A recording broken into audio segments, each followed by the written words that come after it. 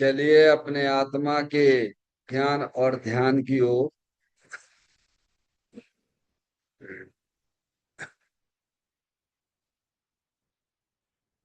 अपने चंचल मन को एवं चंचल उपयोग को स्थिर करने के लिए चिन्वाणी माता के माध्यम से अपनी वर्तमान ज्ञान की पर्याय में सम्यक भीत ज्ञान उत्पन्न करते हुए शरीर शरीर से संबंधित जितने भी चेतन अचेतन पदार्थ हैं उनका मुझ भगवान आत्मा के साथ में किसी भी प्रकार का कोई संबंध नहीं है।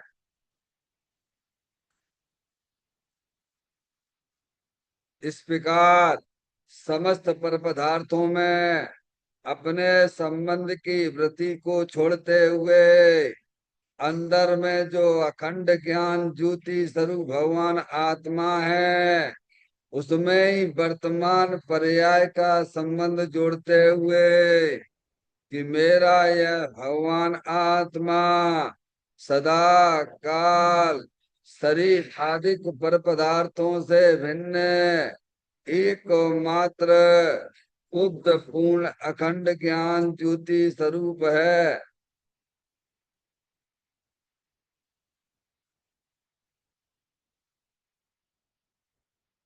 ऐसा अपने आप को जानो और ऐसा ही अनुभव करो कि वर्तमान में ही मेरा यह भगवान आत्मा शरीर आदि पर पदार्थों से भिन्न एकमात्र शुद्ध पूर्ण अखंड ज्ञान ज्योति स्वरूप ही है।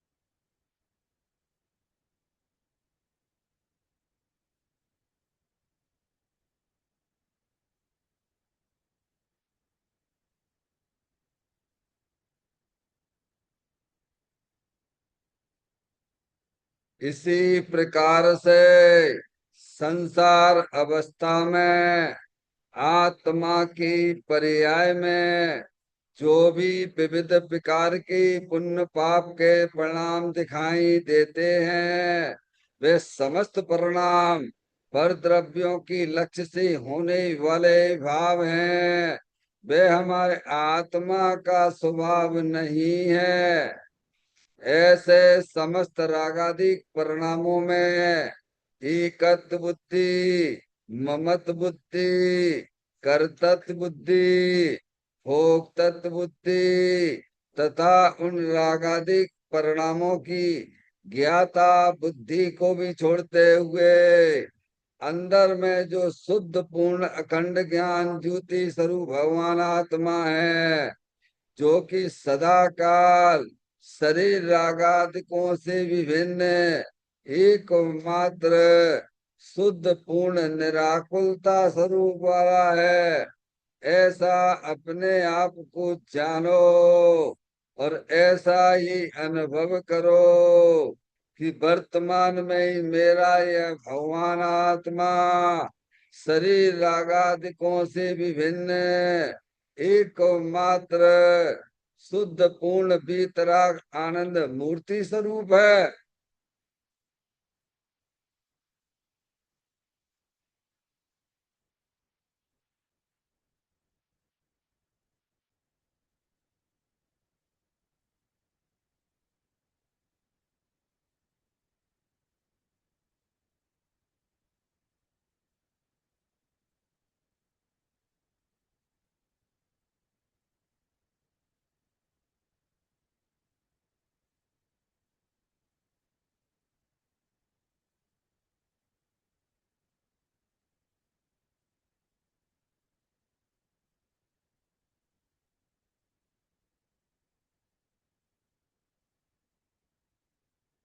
इसी प्रकार से संसार अवस्था में आत्मा के पर्याय में जो परद्रव्यों के लक्ष्य से होने वाला ज्ञान है, वह परलक्षी ज्ञान भी हमारे आत्मा का स्वभाव नहीं है।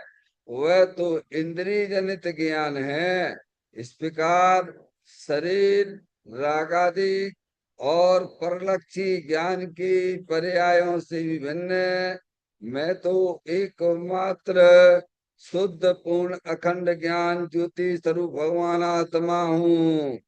ऐसा अपने आप को जानो और ऐसा ही अनुभव करो कि वर्तमान में ही मेरा यह भगवान आत्मा शरीर रागादि और खंड खंड ज्ञान की पर्यायों से विभिन्न एकमात्र शुद्ध पूर्ण अखंड ज्ञान ज्योति स्वरूप ही है।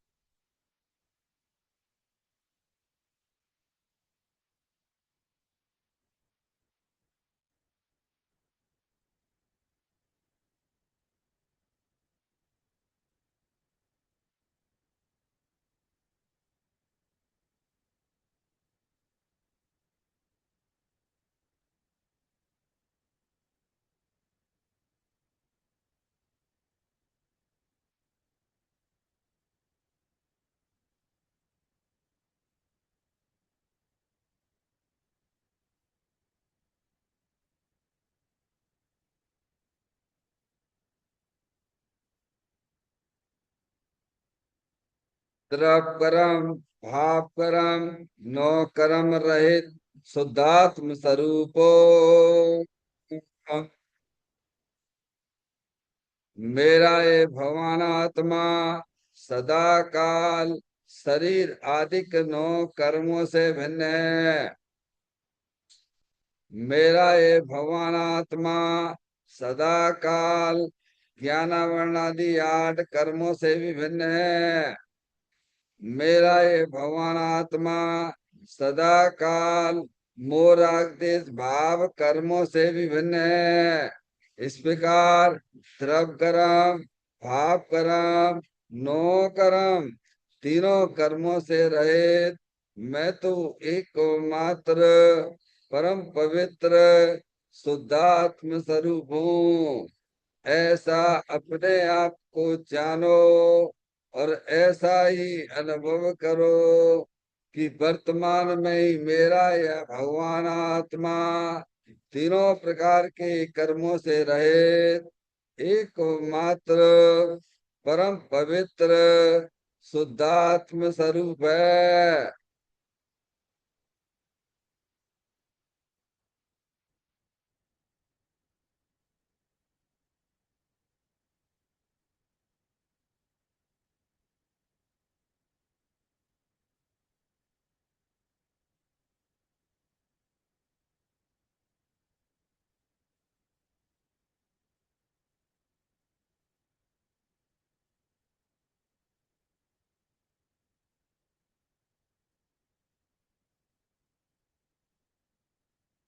ओम नमः सिद्धेभ्य ओम नमः सिद्धेभ्य ओम नमः सिद्धेभ्य चिंता सम स्वयं का चैतन्य तत्व महान है। निज का करूं मैं चिंतवन निज का करूं श्रद्धान में शुद्धा तुम्हारी देव है जो तुम अनंत निदान है। मैं स्वानुभव में देख लूं आत्मा स्वयं भगवान है। मैं स्वानुभव में देख लूं आत्मा स्वयं भगवान है। लिम्मण जान परिथिया कम कलंक भी अपालतौ जैन परु ते परम पुड़वी सब करम मल्लिका नाश कर प्राप्त कर निज आत्मा जो लीन निर्मल ध्यान में नम कर निकल परमात्मा सब नाश कर घन गाति अंत पद को पालिया कर नमन उन जिन देव को यह काव्य पद अपना दिया।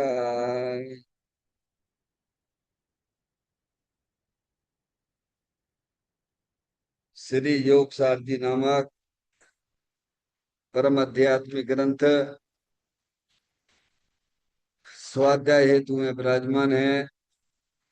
आज से 1400 वर्ष पहले इस महान पवित्र ग्रंथ की रचना दिगंबर संत योगेंद्र महाराज जी हुए हैं। उन्होंने इस महान पवित्र ग्रंथ की रचना की और उन्होंने इस ग्रंथ का नाम योग सार जी रखा। योग सार जी का सीधा सा अर्थ है मुक्ति के मार्ग में योग का मतलब जोड़ होता है। किसका किसके साथ में जोड़ करना? तो अरिहंत परमात्मा कहते हैं कि अपनी वर्तमान सुत ज्ञान की पर्याय का अंदर में जो अपना त्रिकालिक ध्रुव भगवान आत्मा जो कि सदा काल द्रव्य कर्म भाव कर्म नौ कर्म से रहित एकमात्र शुद्ध पूर्ण अखंड ज्ञान ज्योति स्वरूप है। ऐसे ज्ञायक प्रभु परमात्मा में अपनी वर्तमान सुत ज्ञान की पर्याय का संबंध जोड़ने का नाम योग है, जिसे शास्त्रीय भाषा में सम्यक दर्शन सम्यक ज्ञान भी कहते हैं। और उस चैतन्य भगवान आत्मा में ही अपनी वर्तमान पर्याय को मग्न कराना, लीन करना, उसमें स्थिर करना, उसे सार कहते हैं, यानी सम्यक चारित्र कहते हैं। तो योग सार क्या हो गया? सम्यक दर्शन, सम्यक ज्ञान, सम्यक चारित्र वाली निर्मल पर्याय, पवित्र पर्याय जो अपने आत्मा के आश्रय से प्रकट होती है, इसे यहाँ योग सार कहते हैं। और इसे ही अरिहंत परमात्मा मोक्ष मार्ग कहते हैं और इसी का नाम धर्म है। देखिएगा योग सार ग्रंथ के माध्यम से हम और आप यहाँ 91 नंबर की गाथा का स्वाध्याय चल रहा है। इस गाथा का जो मूल विषय है कि आत्मा में स्थिरता संवर निर्जरा का कारण है। क्या है? क्या विषय है भैया? आत्मा में स्थिरता। ठीक है। अंदर अपनी चेतन आत्म वस्तु है, जानने देखने वाली है, अनंत शक्तियों से भरी हुई है, अरूपी है, इंद्रिय ज्ञान का विषय नहीं है। समझ में आया भैया? पर उसे लक्षण के द्वारा अपन पहचान सकते हैं कि जानने देखने वाली चेतन आत्म वस्तु है। ये शरीर है जो अनंत पुद्गल परमाणुओं का पिंड है। समझ में आया? अंदर जो 8 कर्मों की रचनाएं हैं वह भी अनंत पुद्गल परमाणुओं का पिंड है। और जो आपकी आत्मा की पर्याय में जो दुख रूपी पर्याय है वो आश्रव तत्व है। 4 चीजें क्या है? चित्र में देखिएगा, पीछे देखो चित्र में क्या दिख रहा है? ये शरीर दिख रहा है बेटे, वहां देखो चित्र में, ये शरीर दिख रहा है। ये शरीर जिसे बोलते हैं 9 कर्म। समझ में आया भैया? और अंदर जो है एक ब्लैक कलर का शरीर दिख रहा है, वो है 8 कर्म वाला शरीर। जो अनादि काल से आठ कर्म हमारे आत्मा के साथ में है। ठीक है। और जो ब्लू कलर दिख रहा है, वो अंदर जो आपके परिणाम दुख रूपी पर्याय है ना, वो आश्रत तत्व है। मूराग देश के परिणाम, वो आश्रत तत्व है। और पीछे देखिए आप, और देखिए अंदर, अंदर वो शुद्धात्म वस्तु है, अरूपी है, अनंत शक्तियों से भरी हुई है। तो इन चारों में से कौन हो आप? अरे कभी बैठ के थोड़ा शांति से, हैं, विचार तो करो करो, घर पे जाके बैठो, शांति से मंदिर में जाके बैठो। ये शरीर है, अंदर आठ कर्मों की रचना है, वही दुख रूपी पर्याय भी है, वो आश्रव तत्व है। और अंदर जो शुद्धात्म वस्तु है ना, है, जो अनंत शक्तियों से भरा हुआ है, वो आत्मा है, वो आप हो। समझ में आ गई भैया? जैन दर्शन इतना कठिन नहीं है जितना कठिन हम समझे बैठे हुए हैं। जैन दर्शन बहुत सरल है। आपके पुण्य के उदय से आपको मिल गया है। जैन दर्शन वर्तमान में आत्मा सुखरूप कैसे परिणमन करे, उसकी बात करता है। समझ में आया भैया? तो कि आत्मा वो शुद्धात्मा है ना, जो अनंत शक्तियों से भरा हुआ है ना, तो कि आत्मा में स्थिरता क्या करना, माता जी, क्या करना है? अपनी चेतन आत्म वस्तु है कि नहीं है? है। अब आप वर्तमान सुत ज्ञान की पर्याय को भेद ज्ञान के द्वारा उस आत्मा में ले जाओ। कहाँ ले जाओ? किसको ले जाना है? वर्तमान जो सुत ज्ञान की पर्याय है, उस ज्ञान में सच्चा ज्ञान लाओ। जिनवाणी माता के द्वारा सच्चा ज्ञान लाओ। सच्चा ज्ञान क्या है? ये शरीर है, अंदर आठ कर्मों की रचना है, राग आदि परिणतियां हैं, और ये सब आने जाने वाली वस्तुएं परद्रव्य हैं। ठीक है। और इन सब को जानने वाला कौन है? अंदर चेतनेश्वर भगवान आत्मा, वो आप हो। ऐसा पहले ज्ञान की पर्याय में निर्णय कर लो। ठीक है। ये काम कर सकते हो कि नहीं कर सकते हो? करना तो पड़ेगा। अगर ये काम नहीं करोगे तो जैसे जन्म मरण अनादि काल से करते चले आ रहे हो, और ऐसे ही करते रहोगे और ऐसे ही दुखी बने रहोगे। जो जो भी पर्याय में परमात्मा हुए हैं, सब भेद ज्ञान के प्रताप से हुए हैं, सब सच्चे ज्ञान के माध्यम से ही हुए हैं। तुम्हें भी अगर सुखी होना है, पर्याय में परमात्मा होना है, तो इसको आपको अपने जीवन में उतारना चाहिए। जो हमारे भगवान ने किया है, हमें वो करना चाहिए। तो कि आत्मा में स्थिरता, तो स्थिरता करने वाली सुत ज्ञान की पर्याय है। कौन है? और किस में स्थिर करने? आत्मा में। वो शुद्ध आत्मा वस्तु देखो, अनंत ज्ञान आदि अनंत शक्तियों से भरा हुआ है, जिसमें 47 शक्तियां जे लगी हैं। और नीचे लिखा है कथन 47 का शक्तियां तो अनंत हैं। आगे बात आपको समझ में? जब यह ज्ञान जीव की ज्ञान में सुत ज्ञान की पर्याय में हो जाता है, तब वह सुत ज्ञान की पर्याय समस्त परद्रव, प्रभाव और पर्याय से भी विमुख होती हुई अंदर चेतन भगवान आत्मा के सन्मुख होकर प्रणमन करती है। समझ में आया भैया? तब क्या होता है? संवर होता है, यानी सम्यक दर्शन सम्यक ज्ञान की प्राप्ति होती है। क्या होती है? अनंत काल हो गया या आपने अपनी आत्मा की पर्याय में इस संवर रूपी धर्म प्रकट नहीं किया है। समझ में आया भैया? माधुरी, समझ में आ रही बात? कठिन कुछ भी नहीं है, कोई चीज कठिन नहीं होती है, ध्यान रखिएगा। कोई चीज कठिन नहीं होती है। समझ में आप पहले ज्ञान करिए। क्यों बेटे, पहले इंग्लिश आती थी आपको? कौन सी क्लास में हो? पढ़ाई होगी पूरी? कहाँ तक पढ़ लिया? MSc कंप्यूटर, बराबर, ठीक है। उस समय तो आपको आता नहीं था इंग्लिश वगैरह, शुरू शुरू में जब गए होगे तब है, क्योंकि अपन लोग तो सब हिंदी वाले हैं ना। क्या समझ गए नहीं आप? तो पढ़ाई चालू करी, करते गए, तो अभ्यास हो गया कि नहीं हो गया, इंग्लिश में बढ़िया तरीके से बोलने लग गए कि नहीं बोलने लग गए? बताइए आप।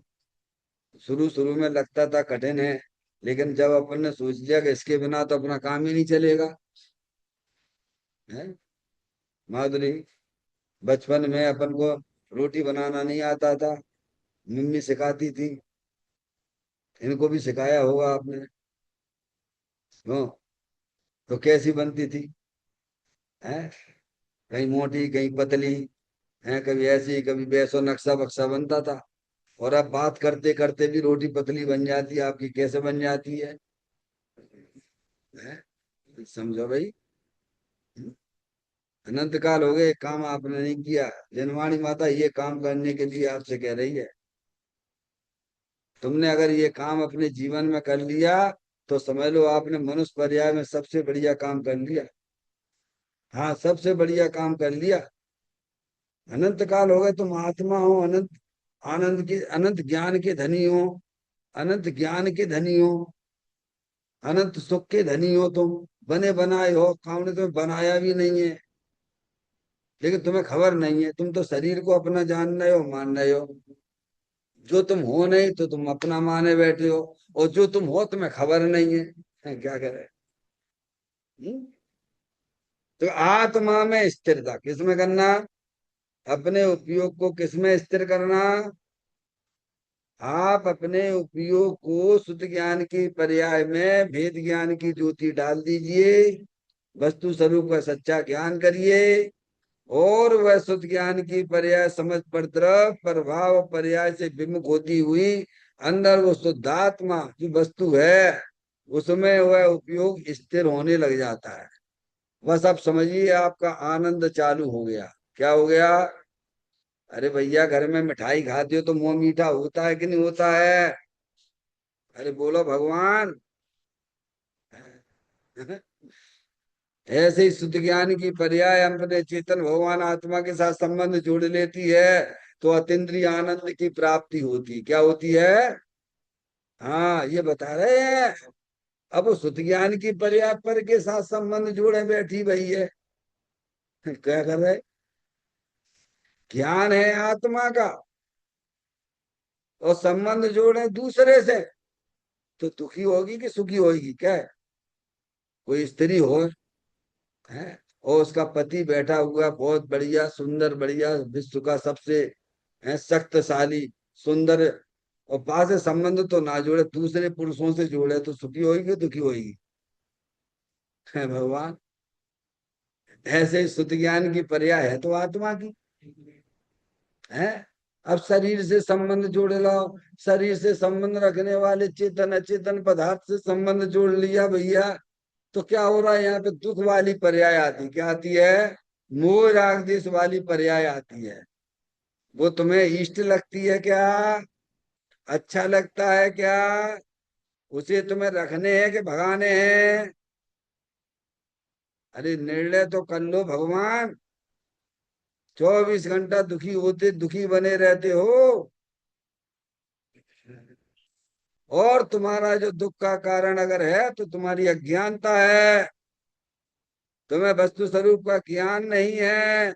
माँ जनवाणी माता तुम्हें ज्ञान करा रही है कि तुम तो चेतनेश्वर भगवान आत्मा हो, अनंत शक्तियों से भरे हुए हो।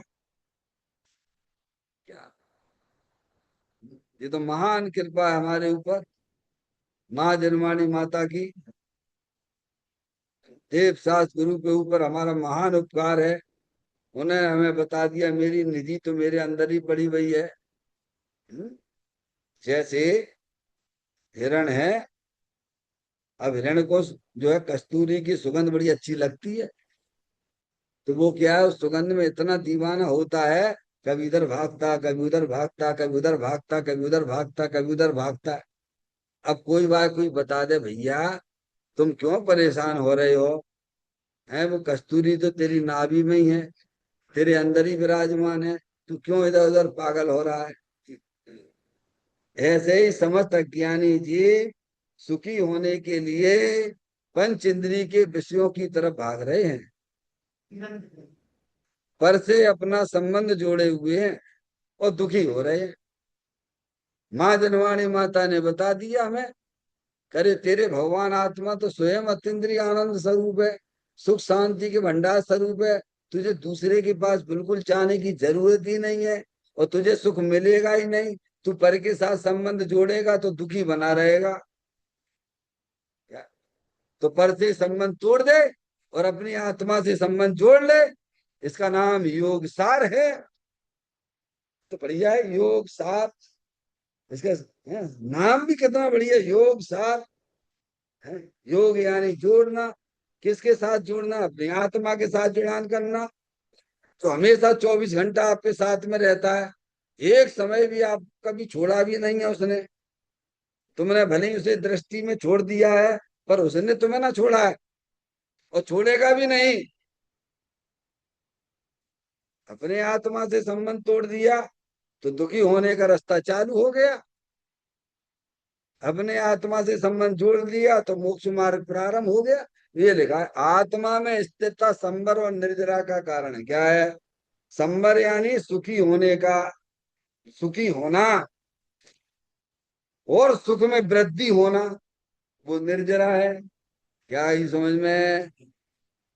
अगर आपको सुखी होना है तो अपने आत्मा को पहचानिए और पहचान कर उसके साथ संबंध जोड़िए, तो आप सुखी हो जाओगे और आपका सुख बढ़ता चला जाएगा और एक दिन तुम अनंत सुखी हो जाओगे। क्या कहा? सुख का कारण क्या बताया भगवान ने? कारण क्या बता रहे इसमें? आत्मा में स्थिरता संबर निद्रा का कारण है। संबर का मतलब ये है कि सुख प्रकट हो जाना, अतीन्द्रिय आनंद प्रकट हो जाना। निर्जरा का मतलब वह सुख और बढ़ जाएगा और बढ़ते बढ़ते मोक्ष हो जाएगा, केवल ज्ञान हो जाएगा। तुम पर्याय में परमात्मा हो जाओगे, अनंत सुखी हो जाओगे। क्या है? अभी थोड़े सुखी हो लो, घर गृहस्थी में हो तो थोड़े सुखी हो लो भैया। अधिकार है कि नहीं है आपको? इस माइक से कहें, माइक से, हे माइक तू सुखी हो जा। या कैसे मूर्ख है? हम में सुख नाम का गुण ही नहीं है तो हम सुखी कहाँ से हो जाएंगे? तुम में सुख नाम का गुण है तो इसीलिए आत्मा को समझा रहे हैं। क्या कह रहे हैं? आत्मा सुखी होना चाहे तो उसे दुनिया की कोई ताकत नहीं रोक सकती है। बस सुखी तो होना चाहते हैं, वो नियत खराब है। परद्रव्य को लेके सुखी होना चाहते हो, वो तीन काल में नहीं होगे। उल्टा दुख तुम्हारा और बढ़ जाएगा। क्या होगा? परद्रव्य को साथ में लेके सुखी होगे तो तुम्हारा दुख बढ़ता जाएगा और तुम 4 गति 84 लाख योनियों के धक्के खाओगे। और तुम्हें जरूरत क्या है परद्रव्य की? तुम तो स्वयं ज्ञानानंद स्वरूप भगवान आत्मा हो। तुम लबालब भरे हुए, ज्ञान से भरे हुए हो। सुख शांत रस से लबालब है, ज्ञान सागर आत्मा। बेभ्रम की चादर हटा, सर्वांग पर घटे आत्मा। हे बाप सिलोकी के सब एक साथ नहाइए, इसमें ही अपनाइए, इसमें ही मग्न हो जाइए। आचार्य अमृतचंद देव ऐसा कहते हैं। क्यों? वे ही सच्चे गुरु है हमारे, जो हमें सही मार्ग दिखावे। समझ में आए भैया? वे गुरु नहीं है जो दूसरी तरफ ले जाए, आत्मा की तरफ ले जाए, वे हमारे गुरु हैं। जग को दे दी जग की निधियां, दिन रात लुटाया करते हैं। क्या? दिन रात आत्मा का चिंतन, मधु संभाषण में वही कथन, निर्गल दिगंबर काया से प्रकट हो रहा अंतर में। तो ये कहा है इन्होंने कि आत्मा में स्थिरता करने से संबर यानी अतीन्द्रिय सुख की प्राप्ति होती है, समझ में आया। और निर्जरा यानी सुख की वृद्धि हो जाती है, और आगे चल के तुम अनंत आनंद भी तुम्हें मिलने लग जाएगा। तुम पर्याय में अर्यंत परमात्मा हो जाओगे, सिद्ध परमात्मा हो जाओगे भाई। सुखी होने का कारण ये है, देखा ने, आत्मा में स्थिरता, संबर यानी अतीन्द्रिय आनंद प्रकट होना, निर्जरा यानी अतीन्द्रिय आनंद की बढ़ोतरी का कारण आत्मा में स्थिरता। आगे बात समझ में, लाइन समझ में आ गई माधुरी? हाँ ऐसी बात है भाई। देख लो यही बैठे बैठे तुम भगवान, सिद्ध भगवान जैसो आनंद मिल जाएगा, अभियान मिल जाए बैठे बैठे। तुम्हें दूसरी जगह जाने की जरूरत भी नहीं है क्या? पर तुम्हें चाहिए कि नहीं चाहिए ये बताओ पहले, हैं? हम्म? गाथा का पाठ करते हैं, उसके पॉइंट पे आएंगे। चाहो तेरे गुण कण निलचिए अजर अमृत आत्मा, तह करम बंधन होए नहीं, अर झर जाए पूरब करम भी। देखो, जब तुम अपने उपयोग को, शुद्ध ज्ञान की पर्याय को अपने आत्मा के साथ में जोड़ दोगे, यानी अपने आप को आत्मा रूप जब आप स्वीकार करोगे, तो क्या होगा? तो जो कर्म बंध रहे हैं ना, हर समय नए नए कर्म बंध रहे हैं ना, अनादिकाल से बनते चले आ रहे हैं। भाव कर्म से द्रव कर्म, द्रव कर्म से भाव कर्म चल रहा है ना भाई साहब। तो क्या होगा? जब आप अपने आप को आत्मा रूप स्वीकार करोगे, आत्मा रूप से अपने आप को देखोगे, तो तुरंत ही वे कर्म बनेंगे नहीं। क्या होगा? नए कर्म बनेंगे नहीं। गजब हो रहा है, गजब है क्या? और जो आपने अज्ञान अवस्था में कर्म बांध दिए थे ना, वे भी तुम्हारे कर्म निर्जरित हो जाती है। क्या लिखा है देखो, इसको पढ़ते हैं फिर देखो नीचे आते हैं।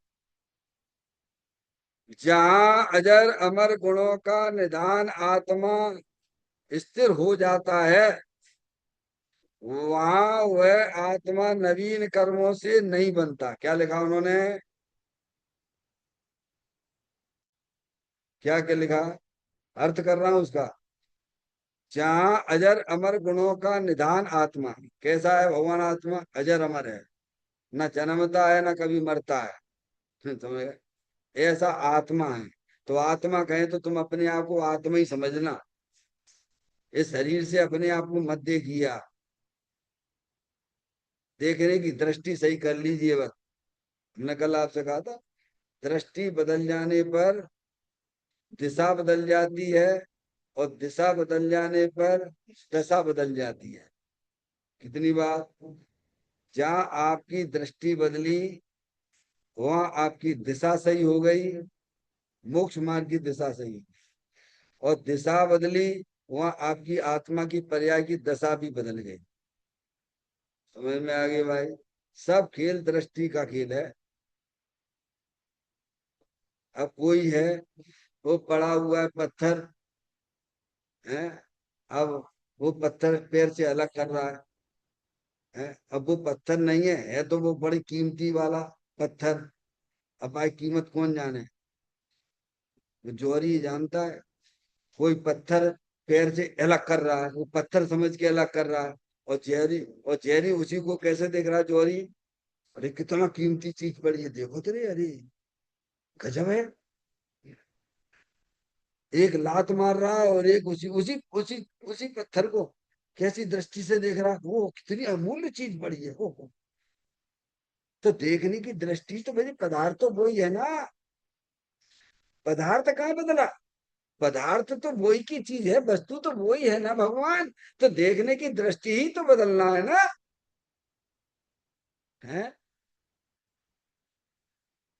सारा खेल दृष्टि का है।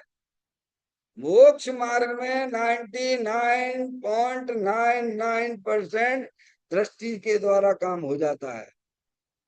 0.01% चारित्र का काम है। आगे बात समझ में?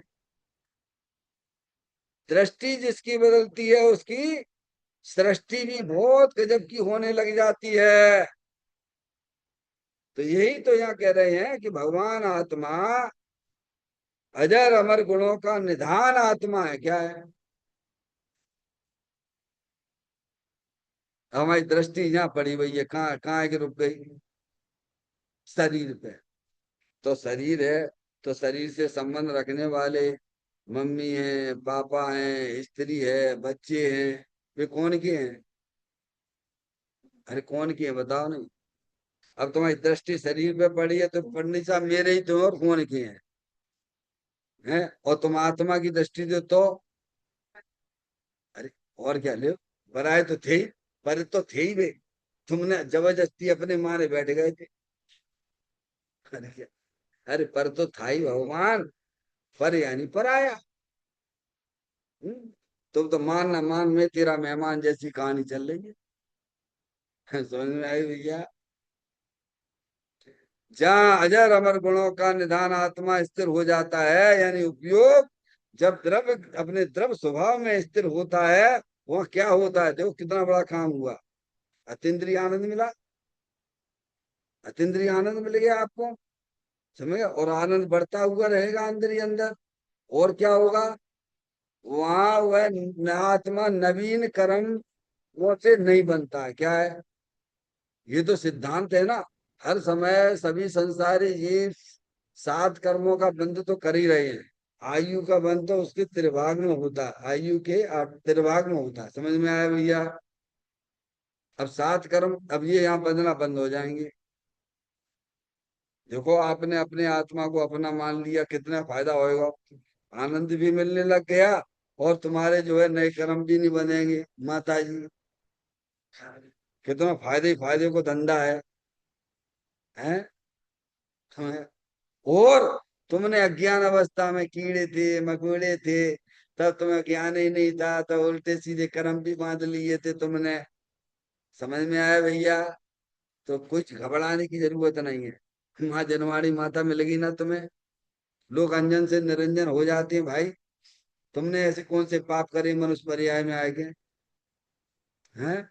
समझ में आया है? तो और जो और कर्म निर्जरित होने लग जाते लोग हैं। कितने हल्के हो गए आप। समझ गए? ऐसा भगवान आत्मा है ये। माँ जनवाणी माता हमारे ऊपर बहुत कृपा करती है भैया। हम्म? देखिए अब आज की चर्चा में आते हैं। 178 पे देखें चर्चा।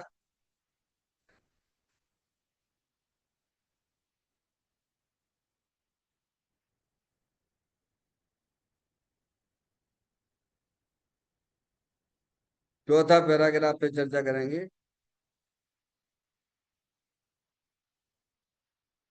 नहीं, तीसरे पैरा है, दूसरा पैराग्राफ है।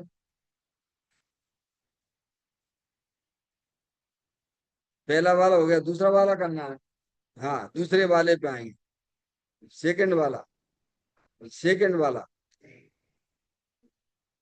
तीसरा ले लें। चलिए तीसरा। नहीं दूसरा पढ़ा ही था लेकिन लिया नहीं था, लिया नहीं था। चलिए दूसरा पढ़ेंगे। कल अपन ने थोड़ा मोक्ष सप्तमी था तो उसको साथ में ले लिया था, इसीलिए उसको छोड़ दिया था। देखिएगा दूसरा पैराग्राफ, 1.5 लाइन है। आत्मा प्रगट अस्तित्व वाला सत्ता वाला तत्व है। आत्मा अजर अमर है, तो उसके गुण भी अजर अमर हैं। और गुण अजर अमर हैं तो द्रव अजर अमर हुआ। क्या कहते? आत्मा, आत्मा यानी अरूपी चेतन भगवान आत्मा, जानने देखने वाली चेतन आत्म वस्तु, उसे आत्मा कहते हैं। क्या? आत्मा किसे कहना? अमूर्तिक प्रदेशों का पुंज, प्रसिद्ध ज्ञानादि गुणों का धारी, अनादि वेदन वस्तु वह आत्मा है। क्या है? पंडित टोडरमल जी साहब की परिभाषा है, अमूर्तिक प्रदेशों का पुंज। ये अमूर्तिक, वो इंद्रिय ज्ञान का विषय नहीं है। भगवान ने जैसे 6 द्रव्य बताए ना माता जी, जाति अपेक्षा, जीव द्रव, पुद्गल द्रव, धर्म द्रव, अधर्म द्रव, आकाश द्रव और काल द्रव। ठीक है। जिसमें से मूर्तिक द्रव एक पुद्गल द्रव है, जो आपको ये सब दिखाई देता है। क्या है? ये माइक है, लैपटॉप है, मोबाइल है, जिनवाणी है, ये है, वो है। जो भी कुछ आपकी इंद्रिय ज्ञान का विषय बन रहा है, वो सब मूर्तिक है। वो पुद्गल द्रव की स्कंद रूप पर्याय है। क्या है? पुद्गल द्रव तो वो एक सूक्ष्म पुद्गल परमाणु, तो उसका दूसरा विभाग नहीं किया जा सकता। ये जो भी कुछ आपकी इंद्रिय ज्ञान का विषय बनता है, वह क्या है? पुद्गल द्रव की स्कंद रूप पर्याय है। वो कैसी है? मूर्तिक है। छह द्रव्यों में जो है पुद्गल द्रव एक मूर्तिक है, रूपी है। समझ में आ गई बात? बाकी के पांच द्रव जो हैं, जीव द्रव, आत्मिक, धर्म द्रव, अधर्म द्रव, आकाश द्रव और काल द्रव, ये सब अरूपी हैं, तुम्हारे इंद्रिय ज्ञान के विषय नहीं है। समझ में आई? इसी को भगवान ने विश्व कहा है। विश्व किसे कहना? जिसमें जाति अपेक्षा छह द्रव्य रहते हैं, उसे विश्व कहती हैं। तो बच्चों को पाठशाला में पढ़ाती हूँ भाई हमें। तो आत्मा जो वस्तु है, अंदर अरूपी चेतन भगवान आत्मा, और इन छह द्रव्यों में जानने देखने वाली चेतन आत्म वस्तु है। देखो आप कितने बढ़िया निकले। बाकी के जो पांच द्रव्य है, वे ज्ञान से भी रहते हैं और आनंद से भी रहते हैं। कौन कौन से बेटे? पुद्गल द्रव, धर्म द्रव, अधर्म द्रव, आकाश द्रव और काल द्रव। ज्ञान से भी रहते हैं और आनंद से भी रहते हैं। केवल एक आत्म वस्तु जो है, वह ज्ञान आनंद से सहित अनंत अनंत गुणों सहित है। क्या है? और आप हो आनंद वाले हो, तुम ही खुद आनंद वाले और दूसरे से आनंद ले भी जा रहे। क्या कितनी मूर्खता ही पड़ रही देखो तो। स्वयं सुख स्वरूप बनो भव है। क्या ये आती है? मैं सुन सुन आवे हंसी, पानी में मीन प्यासी। सुना है कभी? वो सुन सुन आवे हंसी, पानी में मीन प्यासी। हाँ? तो वो जो है, एक व्यक्ति महाराज के पास गया। महाराज जी, मुझे सुखी होने का मार्ग बता दो, क्या है? तो बोलने की एक काम करो, तुम उसके पास चले जाओ, वो तुम्हें बताएगी। कौन? वो मछली है ना, वो पानी में रहती है, वो बताएगी। तो बड़ा आश्चर्य करने लगा कि मछली बताएगी, महाराज जी कह रहे। तो वो गया मछली के पास में, पानी में रह रही थी। तो वहां ने कोई, मछली तू बताओ सुखी होने का क्या उपाय है? हमारे गुरु जी ने कही है कि तुम बताओ मुझे। तो वहां ने की एक काम करो, तुम एक लोटा पानी हमें लेके आ जाओ। अच्छा, एक लोटा पानी लेके आओ, हमें प्यास लग रही है, और जब हम अपनी प्यास बुझा लें, और फिर तुम्हें बताएंगे सुखी होने का उपाय क्या है। नहीं आई समझ? आएगी? है? आगे समझ में? स्वयं पानी में रह रही है मछली, और प्यासी है। तो वो हंसने लग गया। क्या? कौन हंसने लग गया? जो पूछने गया था ना, वो हंसने लगा। कैसी बातें करती हो, तुम तो पानी में ही रहती हो, फिर भी कह रहे हो तुम प्यासी हो। जहां समय हंसी आ रही है। और मछली पूछी, तुम हंस क्यों रहे हो? मछली ने पूछा, तुम हंस क्यों रहे हो? हमने तुमसे लोटे में पानी लाने के लिए कहा, और तुम हंस रहे हो। कि हमें हंसी इसीलिए आ रही है, तुम बढ़िया मीठे सरोवर में रहती हो, हैं? और तुम हमसे कह रही एक लोटा पानी ले आओ, तुम्हें प्यास बुझाए, तब तुम्हें बताएं। इसीलिए हमें हंसी आ रही है। तो हमें भी तुम्हारे ऊपर हंसी आती है। क्या? समझ में आया? ये जाति अपेक्षा जो पांच तरफ बहनी हंसती हैं, तुम्हारी मूर्खता ही है। फिर तो सुखी होने के लिए कहाँ जाते हो? स्पर्श इंद्रिय के विषय मिल जाए तो सुखी हो जाए, खाना पीना बढ़िया मिल जाए तो आज की आनंद की है। क्या है? वो तुम्हारे 2,000 का नोट है ना, वो 2,000 का नोट हंसता है। हंसता है मूर्खता ही पे। वो जिसके पास जाता है तो खुश होने लगता है। ठीक है? और जिसके पास से गया सो रोने लग जाता है। तुम कहते देखो कितने बेवकूफ है ये। क्या समझ में आई कि नहीं आई? ऐसे ही जो पांच द्रव्य है ना, इस ज्ञान, एक ज्ञान स्वरूपी आत्मा जो भिखारी के जैसा घूम रहा है ना, हंसते हैं। क्या स्वयं सुख स्वरूप है, आनंद स्वरूप है, तो भिखारी जैसे घूम रहे हैं हमारे पास में। समझ में आया? इसमें दिया एक कथा आई है, जैसे सिद्ध भगवान भोजन के लिए, हाँ पढ़ा है, सिद्ध जैसे है, ऐसे अज्ञानी जीव जो है सुखी होने के लिए पंच इंद्रिय के विषयों की तरफ भीख मांग रहा हुआ है। अरे भैया काले तुम दिमाग खराब कर रहे हो, एक बार जनवाणी माता के पास चले जाओ ईमानदारी से, वे तुम्हें बता दें कि सुखी होने का मार्ग ये है। तुम कहाँ दिमाग लगा रहे हो अपनों? ये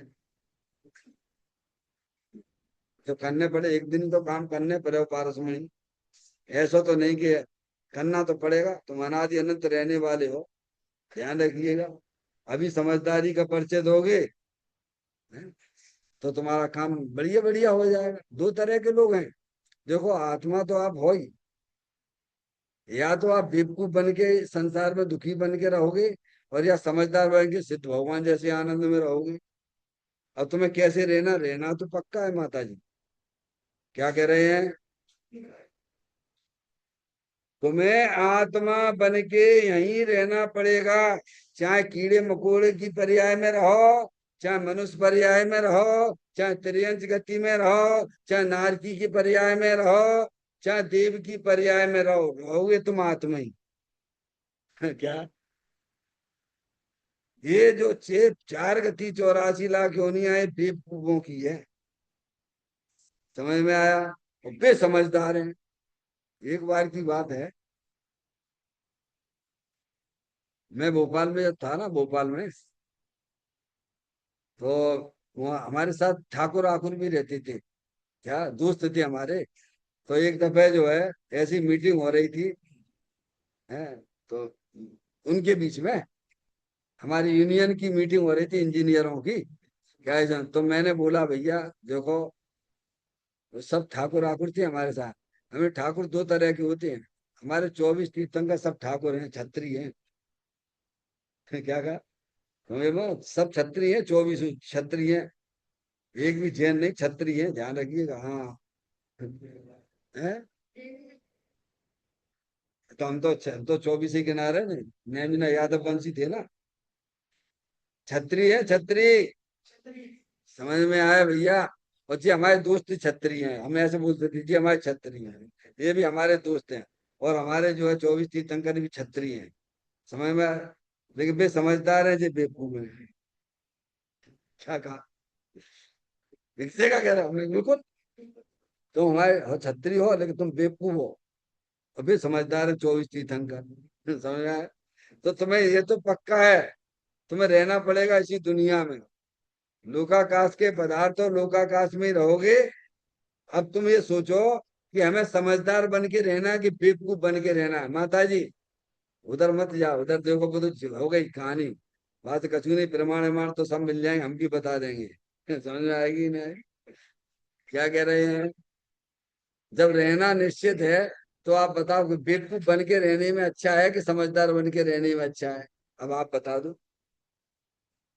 ज्ञानी तो ये कहते हैं कि तुम्हारा जितना भूत निकल गया है वो एक बूंद के बराबर है, और जितना तुम्हारा भविष्य है वो समुंदर के बराबर है। अब तुम्हें किधर देखना है? भविष्य तुम्हारा समंदर है, और भूत तुम्हारा भूत के बराबर है, और रहना तुम्हारा निश्चित है। तो तुम्हें क्या पसंद है? बेवकूफ बन के रहना चाहते हो तो चार गति 84 लाख योनियों में से धक्के खाते रहिए, दुखी बने रहिए। और तुम्हें मौका मिला है जैन दर्शन में ये बातें समझने का, लेकिन अभी हमारे पास टाइम नहीं है। वे अभी टाइम नहीं है तो निगुद जाना पड़ेगा, क्योंकि निगुद में मरने तक की फुर्सत नहीं, तो जन्म मरण करता रहता है जीव, क्या करता रहता है। अभी लोग बाग कहते हैं हमारे पास टाइम नहीं है, बहुत बिजी है। तुम अपने आत्म कल्याण के टाइम में गजब करते हो, जैन दर्शन में आए हो आप और ऐसी बातें करते हो, क्या तुम्हारे कल्याण की बात बताई जा रही है? अंजन से निरंजन हो गया, अंजन से निरंजन हो गया है। तो कहते हैं आत्मा प्रकट अस्तित्व वाला सत्ता वाला तत्व है, क्या है? सत्ता तुम्हारी सत्ता है कि नहीं, कुछ आईडी वाईडी है कि नहीं है, कि बिना आईडी के घूम रहे हो? क्या है तुम्हारी सत्ता, ये बता। है हमारी तो 6 आईडी है, मैं लड़का हूँ, मैं लड़की हूँ। अब तो जा तू। जो तेरी आईडी है, और जिसको तू आईडी कहता है, वो वास्तव में मूल में कोई वस्तु ही नहीं है। और बोलो क्या क्या हमने। जिसे आप अपनी आईडी बताते हो, शरीर को अपनी आईडी बताते हो, क्या वो तो तुम हो ही नहीं। इतनी तो वे भी समझदार है अन्नमति वाले। क्या? अन्नमति का एक भजन है। क्या? ओ प्यारे परदेसी पंछी, जिस दिन तू उड़ जावेगा, तेरा प्यारा पिंजड़ा पीछे यहीं जलाया जावेगा। ओ प्यारे परदेसी पंछी, जिस दिन तू उड़ जावेगा। कौन उड़ जाएगा? आत्मा उड़ जाएगी। जी कहाँ लिखा वहां में? जी कहाँ लिखा? वे कह रहे तू उड़ जावेगा, तुम कह रहे आत्मा उड़ जावेगा। जब बड़ी चक्कर है। बिन्ने तो लिखो नहीं। बिन्ने तो ये लिखा, ओ प्यारे परदेसी पंछी, जिस दिन तू उड़ जावेगा। कौन उड़ जाएगा? तू यानी। तो फिर देख, तू उड़ जाएगा ना। और यहाँ कौन पड़ा रहेगा? तेरा प्यारा पिंजड़ा पीछे यहीं जलाया जाओ। तेरा प्यारा पिंजड़ा, तू 24 24 घंटा से सजाता रहता प्यार की तरह। 24 घंटा प्यारा पिंजड़ा है। तेरा प्यारा पिंजड़ा पीछे यहीं जलाया जाएगा। समझ में आया भैया? हम्म, धोखे की दिवाली हो जाएगी। समझ में आ गया भैया? अरे अपने आत्मा से प्यार करो। अरे इससे क्या प्यार करते हो, कितने संभालते हो शरीर को? तो शरीर संभल रहा है क्या? और संभलेगा क्या? गुलाम है कि तुम्हारा? है? इतनी मेहनत अपने आत्मा के लिए करोगे, तो भाई साहब तुम्हारा बेड़ा पार हो जाएगा। वर्तमान में सुखी हो जाओ। ये कह रहे, आत्मा प्रगट अस्तित्व वाला सत्ता वाला तत्व है। बोलो जानने देखने वाली वस्तु है कि नहीं? उसे ही तो आत्मा कहते हैं ना। अरे वही मैं हूं, ऐसा स्वीकार करो। अब देखना, आत्मा अजर अमर है। कैसा है? अजर अमर का मतलब समझते हो? आप आत्मा हो, और बर्थडे किसका मनाते हो? हैं? कितनी प्रसन्नता होती तुम्हें बर्थडे मनाने की, मैरिज एनिवर्सरी करने की। हैं? कौन की? ये मुर्दे की? हैं? बोलो, सोचो तो। मगर अजर अमर है, मेरा जन्म ही नहीं होता, मेरा मरण नहीं होता। फिर क्या क्या? आत्मा यानी मैं। आत्मा यानी मैं, तो अजर अमर है। इन्होंने ये कहा, अब तुम्हें रहना तो पड़ेगा आगे। तो तुम समझदार बन के रहना चाहते, बेवकूफ बन के रहना चाहते, आप बताइए आप। फिर वचन की बात बता देना। अबे नहीं बता रहे तो कोई बात नहीं। समझदार बन के रहो ना भाई। क्यों बेवकूफी के धंधे करना? तो उसके गुण भी अजर अमर है। क्या है? अब आत्मा वस्तु है। हर वस्तु होती है तो भाई गुण होते हैं कि नहीं होते हैं? बिना गुण का कोई वस्तु देखिए, शक्कर है। शक्कर में मीठे नाम का गुण है कि नहीं है? नमक है, नमक में खारे नाम का गुण है कि नहीं है? बोलो। जगत में ऐसी कोई वस्तु है? वस्तु तो है भाई, गुण ना हो ऐसा एक आध बता दो आप। ये तुलगर है। इसमें स्पर्श रस गंध वर्ण के गुण हैं। तो आत्मा में कौन से गुण हैं? जीवत्व शक्ति, चित शक्ति, दृष्टि शक्ति, ज्ञान शक्ति, सुख शक्ति, वीर शक्ति, प्रभु शक्ति, विभु शक्ति, सर्वदर्श शक्ति, सर्वगत शक्ति, स्वच्छत शक्ति, प्रकाशक शक्ति। ऐसी अनंत शक्तियां हैं, अनंत गुण है। कितने? और बाकी तुम मालिक हो, अनंत पति हो। और ऐसे हो रहा है, पूछे पूछो क्या? क्या भैया समझ में आ रही? धर्म का चीज है। दृष्टि बदलने का नाम धर्म है। समझ में आया भैया? दृष्टि बदलने का नाम धर्म है। दृष्टि बदलने का नाम ये है कि आप अपने आप को चेतनेश्वर भगवान आत्मा देख लिया आपने, तो आपकी दृष्टि बदल गई। और आपकी दृष्टि बदल गई तो मोक्ष मार्ग की दिशा भी तैयार हो गई। और दिशा तैयार होगी तो उसकी दशा भी अंदर में बदल चुकी है। गुरुदेव श्री बहुत कहते थे, बहुत कहा उन्होंने, करे भाई साहब, तू स्वीकार करेगा, है कि स्वीकृति करेगा मैं आत्मा हूं, ऐसा हाँ करेगा तो तेरी पर्याय की हालत बदल जाएगी। और तू ना करेगा तो नरक और निगूद में जाएगा। कहाँ जाएगा? नहीं नहीं, सब जानने देखने वाला मैं आत्मा नहीं, तो नरक और निगूद के दरवाजे तुम्हारे लिए खुले पड़े हैं। और हाँ करोगे तो पर्याय में हालत तुम्हारी बदल जाएगी, अतीन्द्रिय आनंद आने लग जाएगा।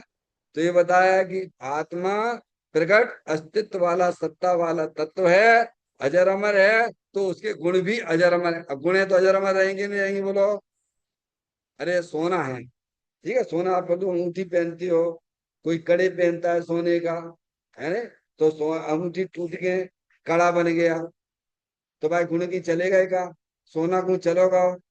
पहले सोना अंगूठी रूप में था, और अब ये कड़े रूप में हो गया, तो बाकी गुण उसमें रहे कि नहीं रहे पूरे सोना के, बोलो?